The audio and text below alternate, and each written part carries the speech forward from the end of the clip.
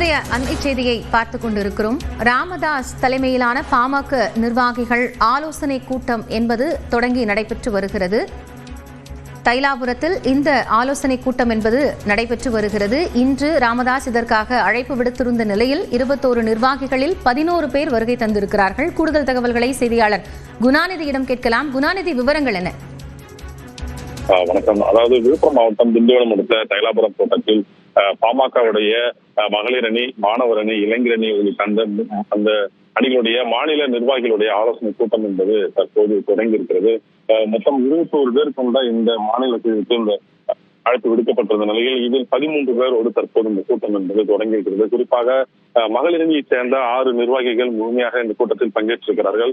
தொடர்ந்து மகளிர், அதாவது மாணவர் அணி, இளைஞர் அணிகளைச் சேர்ந்த அந்த நிர்வாகிகள் சேர்த்து மொத்தம் 13 பேரோடு இந்த கூட்டம் என்பது தற்போது பாமக நிறுவனர் மற்றும் ராமதாஸ் தலைமையில கூட்டம் தொடங்கி நடைபெற்று வருகிறது. குணாநிதி, 13 நிர்வாகிகள் தான் வந்திருக்கிறாங்க அப்படின்னு குறிப்பிட்டிருக்கீங்க. மீதி இருக்கக்கூடிய நபர்கள் வருவதற்கான வாய்ப்பு இருக்கா? ஏன் அவங்க கலந்துக்கலங்கிற தகவல் தெரிய வந்திருக்கா?